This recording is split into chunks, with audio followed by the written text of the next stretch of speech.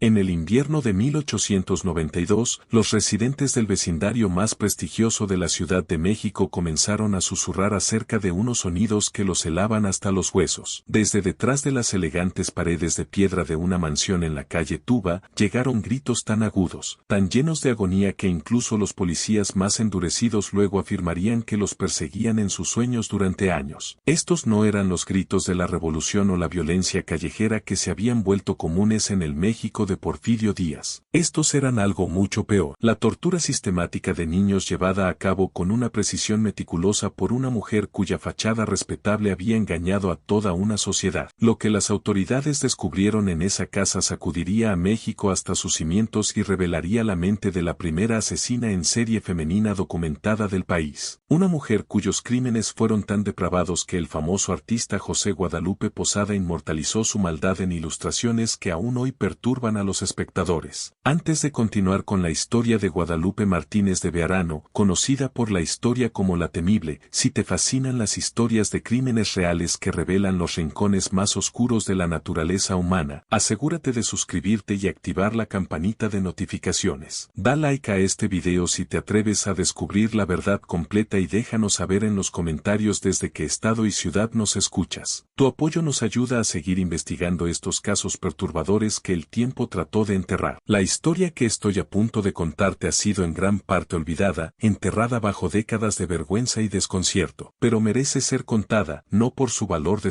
sino porque revela cómo el mal puede esconderse detrás de las fachadas más respetables y cómo los puntos ciegos de la sociedad pueden convertirse en terrenos de caza para los depredadores. El año era 1887 y la Ciudad de México palpitaba con las contradicciones del ambicioso proyecto de modernización del presidente Porfirio Díaz. Las lámparas de gas parpadeaban a lo largo de las calles recién pavimentadas por donde los carruajes tirados por caballos transportaban a damas con sedas europeas importadas, pasando junto a mendigos que no habían comido en días. Los barrios ricos mostraban las aspiraciones de México de unirse a las filas de las naciones civilizadas. Mientras tanto, a pocas calles de allí, las familias indígenas se apiñaban en arruinados edificios de vecindad, con sus hijos delgados por el hambre y la desesperación. En este mundo de brutal desigualdad, Guadalupe Martínez de Bearano comandaba respeto. A los 43 años, era una viuda de impecable reputación, que había mantenido el estatus social de su difunto esposo a través de astutas negociaciones comerciales y el cultivo cuidadoso de relaciones con la élite de la Ciudad de México. Su imponente mansión de 2 pisos en la calle Tuba, con balcones de hierro forjado y fachada de piedra caliza rosa, reflejaba la dignidad esperada de una mujer de su clase. Guadalupe misma era una presencia formidable. Alta y austera, usaba su luto negro como una armadura, con su cabello oscuro recogido severamente en un estilo que enfatizaba los ángulos agudos de su rostro. Sus vecinos la conocían como una devota católica que nunca faltaba a la misa dominical, una generosa contribuyente a las caridades de la iglesia y una empresaria que proveía sirvientes domésticos a las mejores familias de la ciudad. Lo que no sabían era que Guadalupe había desarrollado lo que ella misma llamaba su método especial de entrenar a jóvenes sirvientes. Detrás de las puertas cerradas de sus habitaciones para sirvientes, había creado un laboratorio de sufrimiento humano donde podía explorar los impulsos más oscuros que la sociedad respetable le exigía reprimir. Su hijo, Aurelio, ahora de 22 años, vivía en los pisos superiores de la mansión como un fantasma, delgado y nervioso, con la tez pálida de alguien que pasa demasiado tiempo en interiores. Había crecido aprendiendo a hacerse invisible siempre que los ojos de su madre tomaban ese brillo particular que precedía lo que ella llamaba las sesiones de disciplina. Había desarrollado un tartamudeo incontrolable y una dependencia del alordinum que le ayudaba a dormir a través de los sonidos que provenían de abajo. El modelo de negocio de Guadalupe estaba perfectamente diseñado para sus actividades ocultas. Familias desesperadas de las empobrecidas zonas rurales de México enviaban a sus hijas a la capital buscando trabajo como sirvientes domésticas. Estas niñas llegaban sin conexiones, sin documentos y a menudo sin capacidad para leer o escribir. Cuando desaparecían, rara vez había alguien con el estatus social necesario para hacer preguntas incómodas. Pero Guadalupe había sido cuidadosa durante en sus primeros años de experimentación. Guadalupe se había limitado a lo que ella llamaba correcciones menores, castigos que no dejaban marcas permanentes, humillaciones que podían explicarse como una forma de formación del carácter. No fue hasta 1887 que dio el paso final hacia el asesinato. La mañana del 18 de enero de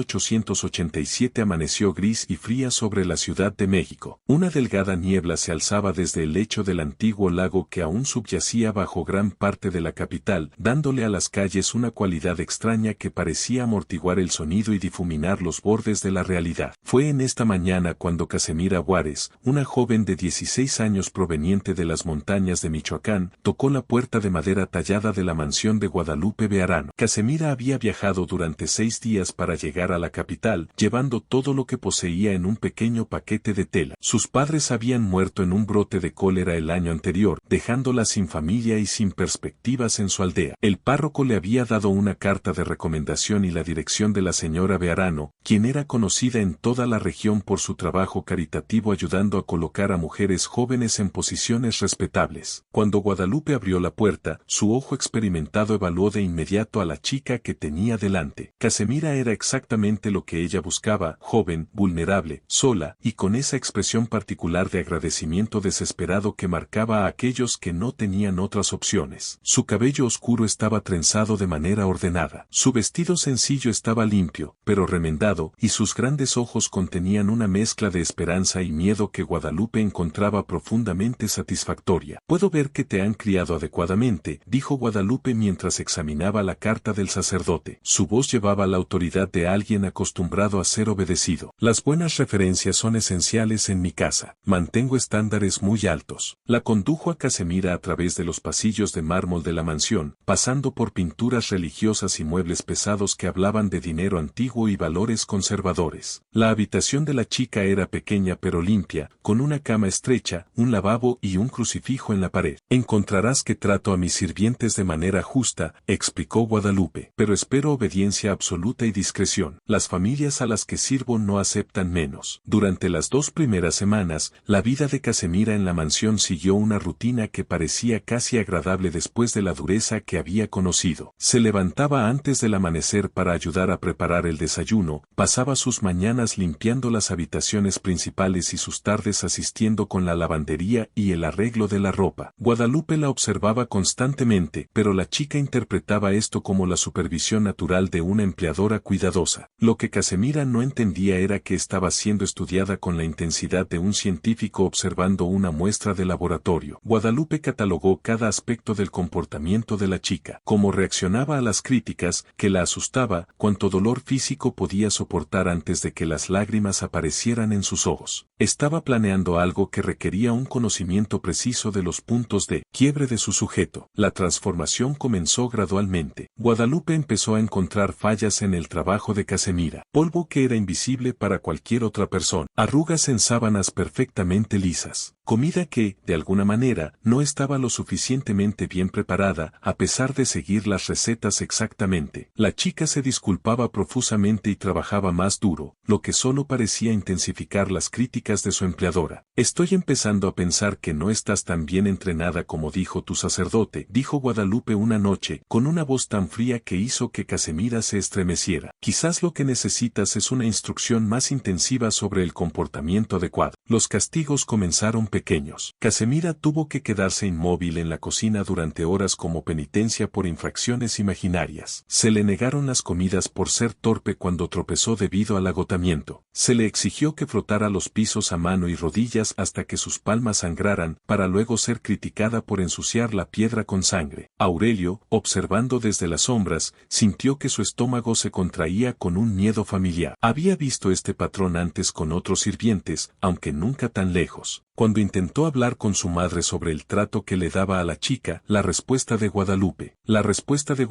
fue rápida y aterradora. «Veo que has olvidado quién mantiene esta casa», dijo, con los ojos fríos como la piedra del invierno. «Quizás te gustaría unirte a Casemira en sus lecciones sobre respeto y obediencia». La amenaza fue clara. Aurelio se retiró a su habitación y aumentó la dosis del ordinum, tratando de adormecerse ante lo que sabía que estaba por venir. Para febrero, el mundo de Casemira se había convertido en una pesadilla despierta. Lo que había comenzado como una disciplina severa había evolucionado hacia una tortura sistemática diseñada para quebrar su espíritu antes de destruir su cuerpo. Guadalupe había superado la crueldad simple y se adentraba en un territorio que revelaba la verdadera extensión de su disturbio psicológico. El sótano de la mansión, originalmente diseñado como espacio de almacenamiento, había sido convertido en lo que Guadalupe pensaba en privado como su sala de entrenamiento. Aquí, lejos de cualquier posibilidad de interferencia, podía llevar a cabo sus experimentos en sufrimiento humano sin restricciones. Casemira fue despojada de sus ropas y obligada a permanecer desnuda en la fría habitación de piedra mientras Guadalupe la rodeaba como una depredadora, señalando cada imperfección que requería corrección. El cuerpo desnutrido de la chica mostraba cada costilla, cada ángulo agudo de malnutrición que Guadalupe había inducido deliberadamente a través del hambre. «¿Ves lo fea que te has vuelto?», susurró Guadalupe, con una voz que llevaba una intimidad que de algún modo era más aterradora que los gritos. Esto es lo que pasa cuando las sirvientas olvidan su lugar. Pero no te preocupes, te voy a ayudar a recordar. El brasero que normalmente calentaba las habitaciones de la mansión se convirtió en un instrumento de tortura. Guadalupe calentaba implementos de hierro hasta que brillaban rojos, luego los acercaba lentamente a la piel de Casemira, observando cómo su rostro se contraía de terror antes de que el dolor comenzara siquiera. El contacto real era breve pero preciso, diseñado para causar la máxima agonía evitando las quemaduras que pudieran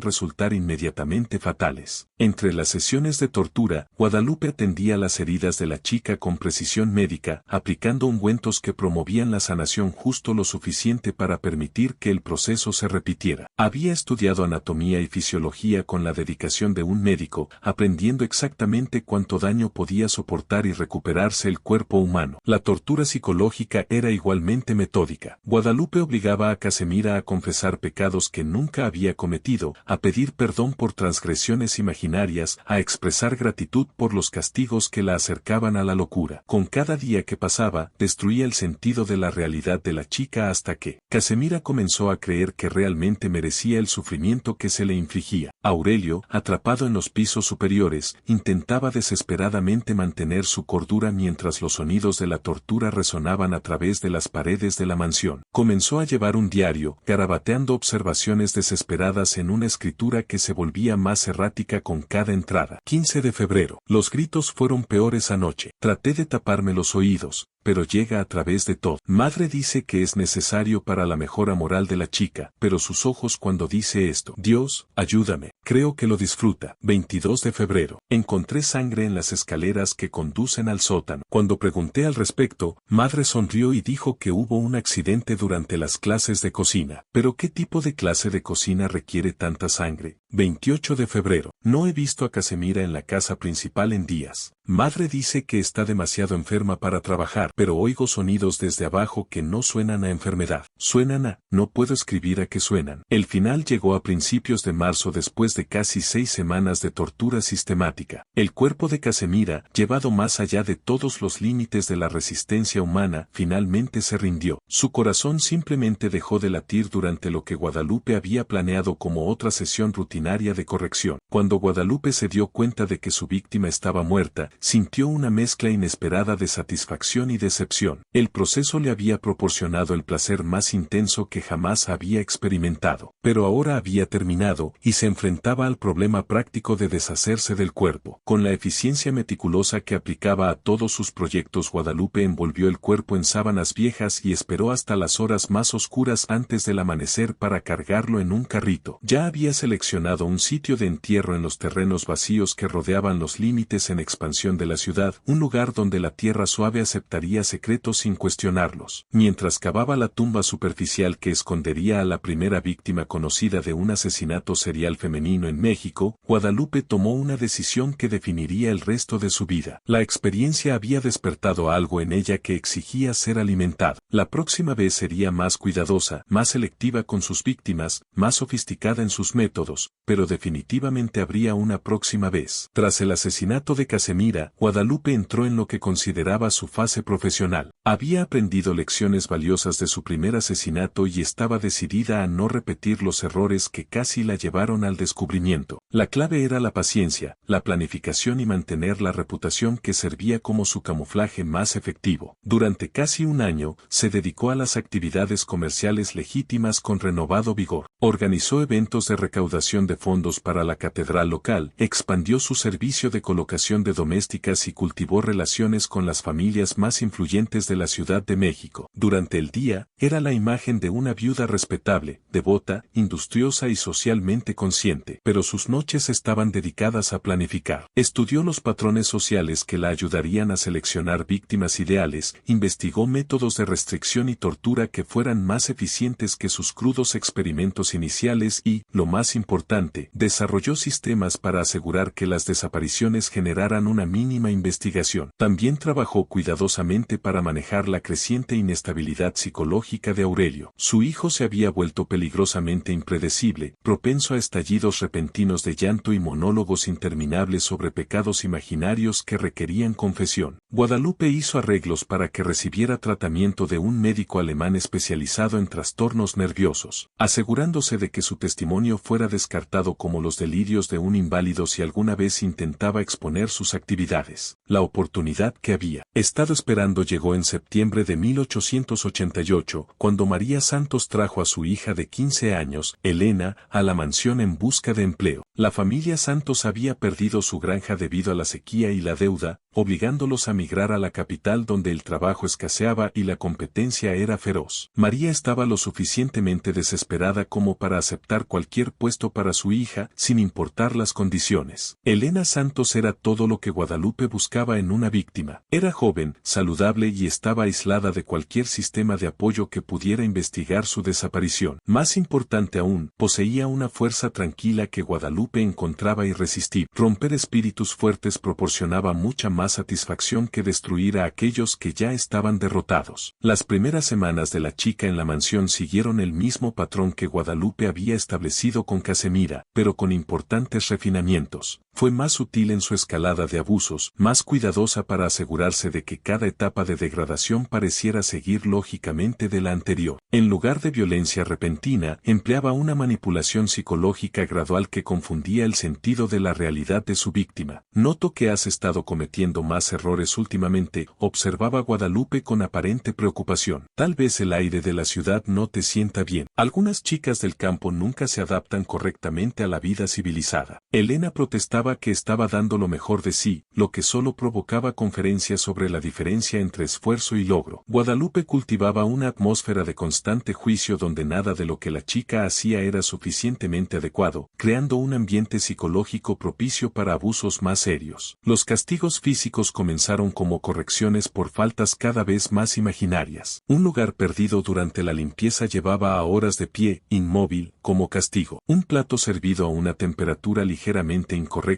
resultaba en la retención de las comidas. Una mirada percibida como de desafío le valía una noche encerrada en el sótano de carbón, sin luz ni calor. Pero Guadalupe había aprendido a ser paciente. Permitía que pasaran días o incluso semanas entre. Este enfoque metódico impidió que la chica reconociera el patrón general hasta que estaba demasiado dañada psicológicamente para resistir de manera efectiva. Aurelio, observando este proceso con creciente horror, intentó varias veces intervenir, pero su madre había anticipado esta posibilidad y desarrolló estrategias para controlar su interferencia. Veo que te preocupa el entrenamiento de Elena, le dijo después de que él preguntara por qué la chica parecía tan asustada. Eso demuestra que tienes un corazón bondadoso, pero la bondad sin sabiduría puede ser cruel. Estas chicas del campo necesitan una guía firme para superar su pereza y engaño naturales. ¿Prefieres que la envíe de vuelta a las calles donde seguramente caerá en la prostitución y el pecado? Cuando Aurelio persistió en sus objeciones, el tono de Guadalupe se volvió más amenazante. Por supuesto, si crees que entiendes la gestión doméstica mejor que yo, puedes encargarte tú mismo del desarrollo moral de la chica. Estoy segura de que lo encontrarías educativo. La implicación era clara. Aurelio ya había visto lo suficiente de los métodos de su madre para entender que enfrentarse a ella significaba unirse a sus víctimas. Se retiró a su Lordinum y a su diario, documentando horrores que tenía demasiado miedo para prevenir. Para diciembre de 1888, Elena Santos había sido transformada de una saludable chica del campo a una sombra con ojos vacíos que se estremecía ante cada sonido y obedecía las órdenes con la precisión mecánica de alguien cuya voluntad había sido sistemáticamente destruida. Guadalupe había perfeccionado sus técnicas durante los meses de preparación, desarrollando métodos de tortura que eran tanto más sofisticados como más prolongados que cualquier cosa que le hubiera infligido a Casemira. La sala del sótano había sido renovada con equipos específicamente diseñados para la restricción y el sufrimiento. Cadenas colgaban de las vigas del techo, sus eslabones de hierro desgastados por las manos que luchaban. Un brasero se encontraba en una esquina, rodeado de implementos que se habían calentado y enfriado tantas veces que su metal había adquirido una pátina azul-negra. Lo más perturbador de todo era un aparato parecido a una silla que Guadalupe había encargado a un herrero, ostensiblemente para el cuidado de inválidos, pero en realidad diseñado para mantener inmóvil a una víctima mientras permitía el acceso a cada parte de su cuerpo. La última agonía de Elena duró 3 días. Guadalupe la había planeado con la precisión de una actuación teatral, con cada acto diseñado para construir sobre la devastación psicológica y física del anterior. Alternaba entre periodos de intensa tortura y momentos de falsa bondad, manteniendo a su víctima constantemente desequilibrada e incapaz de predecir lo que vendría a continuación. «¿Ves, querida?», explicó Guadalupe durante uno de estos breves descansos mientras aplicaba ungüento a las quemaduras que ella misma había infligido horas antes. «Todo esto es por tu propio bien. Cada alma debe ser purificada antes de poder entrar al cielo. Y algunas almas requieren más purificación que otras». La justificación religiosa era nueva, un desarrollo que mostraba cómo Guadalupe había integrado sus crímenes en una visión del mundo que le permitía verse a sí misma como justa en lugar de malvada. Se había convencido de que estaba realizando un servicio sagrado, salvando almas a través del sufrimiento de maneras que la religión convencional no se atrevía a intentar. Cuando Elena finalmente murió, su corazón se detuvo durante una sesión que Guadalupe había planeado continuar durante varias horas más. La asesina sintió una frustración que fue casi física en su intensidad. La anticipación había sido tan cuidadosamente construida, la progresión tan meticulosamente planificada que el final prematuro se sintió como un fracaso artístico en lugar de una tragedia humana. Pero había aprendido lecciones valiosas sobre el ritmo y la metodología. Su próxima víctima se beneficiaría de estas mejoras y la experiencia sería correspondientemente más satisfactoria. El entierro siguió el mismo patrón que antes, pero con precauciones adicionales. Guadalupe había identificado varios sitios de eliminación en los alrededores de la ciudad, reduciendo el riesgo de que varias tumbas en un solo lugar pudieran ser descubiertas eventualmente. También se encargó de variar el horario de sus expediciones nocturnas, asegurándose de que no surgiera un patrón que pudiera atraer la atención de los vigilantes nocturnos o los trabajadores madrugadores. Cuando María Santos apareció en la mansión 3 semanas después, frenética por la preocupación debido al inexplicable silencio de su hija, Guadalupe estaba preparada con una historia diseñada para desviar las sospechas mientras desalentaba una investigación más profunda. «Me temo que Elena se enfermó bastante poco después de Navidad», explicó con simpatía practicada, una fiebre que parecía afectar tanto su mente como su cuerpo. Se convenció de que su familia estaba en peligro e insistió en irse de inmediato para advertirles. «Traté de persuadirla para que esperara hasta que estuviera lo suficientemente bien para viajar de manera segura. Pero ya sabes lo terco que pueden ser los jóvenes cuando están preocupados por sus seres queridos». La historia fue lo suficientemente plausible como para satisfacer la necesidad de explicaciones de una madre desesperada y lo suficientemente vaga como para hacer imposible su verificación. María Santos dejó la mansión creyendo que su hija estaba regresando a casa a través del peligroso campo de México, sin sospechar que los huesos de Elena ya estaban siendo devorados por los carroñeros en una tumba superficial fuera de la ciudad. El periodo entre el asesinato de Elena Santos a finales de 1888 y los siguientes asesinatos de Guadalupe en 1892 representó el auge de su sofisticación criminal. Había aprendido a controlar sus impulsos, canalizando sus deseos homicidas hacia una planificación cuidadosa y una selección de víctimas mientras mantenía una fachada pública que se volvía más convincente con cada año que pasaba. Durante este tiempo, se estableció como una de las figuras más prominentes de la caridad en la Ciudad de México. Organizó esfuerzos fondos de ayuda para las víctimas del terremoto, patrocinó orfanatos y contribuyó tan generosamente a los proyectos de construcción de iglesias que el propio arzobispo elogió su devoción cristiana desde el púlpito. Este reconocimiento público sirvió como el escudo perfecto para sus actividades privadas, haciendo que cualquier acusación en su contra pareciera no solo poco probable, sino también sacrílega. También expandió su negocio de colocación doméstica a una operación sofisticada que le daba acceso a mujeres jóvenes vulnerables de todo el centro de México. Su reputación de fiabilidad y discreción la convirtió en la agente de empleo preferida por las familias más elitistas de la capital, mientras que su supuesto compromiso con la instrucción moral atraía a padres desesperados que veían el servicio doméstico como la única salida de sus hijas de la pobreza rural. Lo que estas familias no se daban cuenta era que Guadalupe había desarrollado un complejo proceso de selección para identificar a las víctimas ideales. Buscaba chicas que estuvieran aisladas del apoyo familiar, psicológicamente vulnerables y lo suficientemente atractivas físicamente como para satisfacer sus preferencias cada vez más específicas. Lo más importante era que buscaba aquellas que poseyeran la clase de fuerza interior que hiciera que su eventual ruptura fuera particularmente satisfactoria. La condición de Aurelio durante este periodo proporcionó una ventaja inesperada. Su trastorno nervioso había progresado hasta el punto de que estaba mayormente confinado a sus habitaciones, dependiente de dosis crecientes del ordinum y opio que lo mantenían en una niebla perpetua de semiconciencia. Cuando se aventuraba en público, su obvia inestabilidad lo convertía en un testigo poco confiable cuyo testimonio podría ser fácilmente desacreditado. Guadalupe cultivó cuidadosamente esta percepción, asegurándose de que los médicos y amigos de la familia vieran la condición de Aurelio como el trágico resultado de una debilidad mental heredada en lugar de un trauma psicológico. Encargó tratamientos costosos de alienistas de moda, demostrando públicamente su compromiso con la recuperación de su hijo, mientras que en privado se aseguraba de que su condición siguiera siendo lo suficientemente inestable para que no representara una amenaza real para sus actividades. Pero bajo esta superficie cuidadosamente mantenida, Guadalupe estaba planeando su proyecto más ambicioso hasta el momento. Las muertes de Casemira y Elena habían satisfecho sus impulsos inmediatos mientras le enseñaban valiosas lecciones sobre la metodología y la gestión de víctimas. Ahora estaba lista para intentar algo mucho más complejo: la cautividad y tortura simultáneas de varias víctimas, un escenario que le permitiría explorar nuevas dimensiones de manipulación psicológica y sufrimiento físico. Fue la oportunidad que Guadalupe había estado esperando. Llegó en la primavera de 1892, cuando Esperanza Vega trajo a sus dos hermanas menores a la Ciudad de México en busca de empleos domésticos. La familia Vega había sido destruida por una combinación de fracasos en las cosechas y violencia política en su estado natal de Hidalgo, dejando a Esperanza responsable de la supervivencia de sus hermanas a la edad de solo 19 años. Guadalupe entrevistó a las tres chicas con la atención cuidadosa de alguien que evalúa adquisiciones preciosas. Esperanza era alta y fuerte, con el tipo de dignidad decidida que Guadalupe encontraba irresistible en las víctimas. Carmen, de 17 años, era más callada y visiblemente más asustada, mientras que Rosa, de 15 años, mostraba una inteligencia rápida que sugería que podría ser capaz de organizar resistencia si no se manejaba adecuadamente. Sin duda, puedo utilizar a las tres, les dijo Guadalupe con la calidez maternal que se había convertido en su herramienta más efectiva de engaño. De hecho, sería ideal que trabajaran juntas como hermanas. Pueden apoyarse mutuamente durante el periodo de adaptación y encuentro que los miembros de la familia son naturalmente más motivados para mantener los altos estándares que yo exijo. Lo que no les dijo fue que había estado planeando exactamente este escenario, desarrollando técnicas que le permitirían usar los lazos familiares como instrumentos de tortura en lugar de fuentes de fortaleza. Justo cuando pensábamos que ya habíamos visto las profundidades de la depravación de Guadalupe Bearano, el horror en la Ciudad de México se intensifica más allá de lo imaginable. Si esta historia te está poniendo los pelos de punta, comparte este video con un amigo que ama los oscuros misterios. Dale like a este video para apoyar nuestro contenido. Y no olvides suscribirte para nunca perder historias como esta. Descubramos juntos lo que sucede cuando un monstruo se da cuenta de que destruir un alma a la vez simplemente no es suficiente para satisfacer su apetito por el sufrimiento. La llegada de las hermanas Vega marcó el comienzo de la campaña más sofisticada y prolongada de tortura de Guadalupe. Habiendo aprendido de sus experiencias anteriores, ahora comprendía que la clave para la satisfacción máxima no estaba en la rapidez de la destrucción, sino en el cultivo cuidadoso de la desesperación durante largos periodos. Durante el primer mes, las tres hermanas fueron tratadas con la aparente amabilidad que se había convertido en la firma de Guadalupe. Se les dio comida adecuada, tareas razonables y hasta pequeños privilegios como tardes libres ocasionales para explorar la ciudad juntas. Este periodo de falsa seguridad fue crucial para la estrategia general de Guadalupe. Necesitaba que sus víctimas desarrollaran vínculos emocionales con su situación antes de comenzar a destruir sistemáticamente todo lo que valoraban. La manipulación psicológica comenzó de manera sutil, con Guadalupe introduciendo gradualmente divisiones entre las hermanas. Alababa el trabajo de una chica mientras criticaba a otra por el mismo desempeño. Creaba situaciones en las que las hermanas tenían que competir por privilegios, fomentando el resentimiento y la sospecha donde antes había solidaridad. He notado que Rosa parece estar adaptándose mejor que sus hermanas, observaba a Esperanza durante sus conversaciones privadas. Algunas personas están naturalmente más preparadas para la vida civilizada. Tal vez Carmen se beneficiaría de pasar más tiempo conmigo personalmente, aprendiendo los refinamientos que a Rosa le vienen tan naturalmente. Estos comentarios aparentemente inocentes estaban diseñados para plantar semillas de culpa y ansiedad que más tarde florecerían en un tormento psicológico total. Esperanza comenzó a dudar de su decisión de traer a sus hermanas a la Ciudad de México, mientras que Carmen desarrolló una necesidad desesperada de probarse a sí misma como digna de aprobación. Para junio de 1892, Guadalupe había logrado aislar psicológicamente a cada hermana mientras mantenía su proximidad física. Compartían la misma habitación, pero ya no se confiaban completamente entre sí, cada una creyendo en secreto que podría estar fallando en cumplir con los estándares que sus hermanas, de alguna manera, estaban logrando. Fue entonces cuando Guadalupe introdujo la sala del sótano a sus nuevas víctimas. El sótano que había servido como la última prisión de Elena Santos había sido extensamente modificado durante los años de planificación de Guadalupe. Había encargado nuevos equipos que permitían una sujeción y posicionamiento más precisos, invirtió en instrumentos médicos que permitían una aplicación más controlada del dolor y, lo más importante, diseñó el espacio para acomodar a varias víctimas simultáneamente. La sala ahora contenía 3 de los dispositivos de sujeción en forma de silla, colocados de manera que cada ocupante tuviera una vista clara del sufrimiento de los demás. Esta disposición era central para la metodología evolucionada de Guadalupe. Había descubierto que obligar a las víctimas a presenciar la tortura de los demás multiplicaba exponencialmente el impacto psicológico, mientras le proporcionaba múltiples fuentes de estimulación durante cada sesión. La primera vez que las hermanas Vega fueron llevadas al sótano, Guadalupe mantuvo la pretensión de que esto era simplemente otra forma de instrucción doméstica. He preparado un programa de entrenamiento especial para ustedes, explicó con la autoridad calmada que sus víctimas habían aprendido a temer. Algunos aspectos del servicio adecuado requieren una instrucción más intensiva que otros. Esta sala ha sido diseñada específicamente para ese propósito. Las hermanas fueron sujetadas en las sillas de restricción sin ser dañadas, permitiéndoles experimentar la impotencia de su posición, mientras Guadalupe explicaba sus expectativas con el tono paciente de una maestra dirigiéndose a estudiantes particularmente lentos. La cualidad más importante en una sirvienta doméstica es la obediencia absoluta. Comenzó a caminar lentamente alrededor de la sala para que cada chica tuviera que esforzarse para mantenerla a la vista. La obediencia requiere comprensión, y la comprensión a veces requiere experiencias que pueden parecer desagradables al principio, pero les prometo que todo lo que sucede en esta sala será, en última instancia, para su beneficio. Luego demostró las capacidades de la sala infligiendo castigos relativamente menores a cada hermana a su turno. Aplicaciones breves de implementos calientes que causaban dolor sin daño permanente. Experiencias controladas de casi ahogamiento que inducían pánico sin peligro real. Descargas eléctricas medidas con precisión de un dispositivo de batería primitivo que un médico corrupto le había proporcionado para su experimento. Durante todas estas demostraciones, mantenía un comentario continuo que mezclaba instrucción práctica con justificación filosófica, creando una atmósfera surrealista donde la tortura se presentaba como educación y el sufrimiento como privilegio. ¿Ves, Carmen, cómo tu resistencia solo hace esto más difícil para todos? Observaría mientras aplicaba metal caliente al hombro de la chica. Y nota, Rosa, cómo el egoísmo de tu hermana me está impidiendo pudiendo pasar a actividades más agradables. Quizás te gustaría animarla a ser más cooperativa. Esta técnica, que obligaba a las víctimas a presenciar y participar indirectamente en el sufrimiento de los demás, resultó devastadoramente efectiva. En pocas semanas, las hermanas habían sido transformadas de una familia unida a individuos aislados que competían desesperadamente por cualquier ligera reducción en su tormento, incluso si eso significaba aceptar más sufrimiento para sus hermanas. Esperanza, como la mayor, sufría el tormento adicional de sentirse responsable de la situación de sus hermanas. Guadalupe explotaba esto sin piedad, recordando frecuentemente a la chica que Carmen y Rosa estaban sufriendo por su decisión de traerlas a la Ciudad de México. Esto podría terminar tan fácilmente, susurraría Guadalupe durante las largas sesiones que se convirtieron en entretenimiento rutinario por la noche. Todo lo que tienes que hacer es pedirme que transfiera sus castigos a ti. Estoy segura de que ellas apreciarían tal devoción de hermana. Cuando Esperanza inevitablemente hacía este sacrificio, Guadalupe lo aceptaba temporalmente antes de anunciar que las otras hermanas necesitaban compartir la responsabilidad del sufrimiento de su hermana mayor. El laberinto psicológico que construyó no tenía salida. Cada elección conducía a más dolor. Cada gesto de amor se convertía en un arma para infligir tormento adicional. A finales de 1892, incluso la considerable habilidad de Guadalupe para mantener las apariencias estaba siendo tensada por la intensidad de sus actividades. La tortura sistemática de 3 víctimas simultáneamente requería enormes cantidades de tiempo y energía, dejándola frecuentemente exhausta y ocasionalmente descuidada al mantener su fachada pública. Aurelio, a pesar de su estado profundamente drogado, había comenzado a notar cambios en el comportamiento de su madre que lo asustaban más que sus crueldades anteriores. Ella había comenzado a hablar consigo misma durante las comidas, manteniendo conversaciones con participantes invisibles sobre técnicas y mejoras. Había perdido peso de manera dramática. Sus ojos adquirieron un brillo febril y a veces olvidaba mantener el cuidado meticuloso que siempre había sido central en su imagen pública. Lo más perturbador de todo, había comenzado a invitarlo a observar su trabajo. Creo que ya eres lo suficientemente mayor para entender lo que he estado tratando de lograr, le dijo una noche de diciembre. Tu educación ha estado incompleta sin la exposición a las realidades de la naturaleza humana. Quizás es hora de que aprendas de lo que las personas son realmente capaces cuando están debidamente motivadas. Aurelio logró rechazar estas invitaciones mediante una combinación de enfermedad fingida y un consumo creciente de drogas, pero podía sentir que la paciencia de su madre con su evasión se agotaba. Comenzó a sospechar que su próxima negativa podría resultar en que él se uniera a las hermanas en el sótano. Este miedo lo llevó a tomar la primera acción decisiva de su vida adulta. Usando intervalos lúcidos entre las dosis de droga, comenzó a documentar todo lo que había observado a lo largo de los años de las actividades criminales de su madre.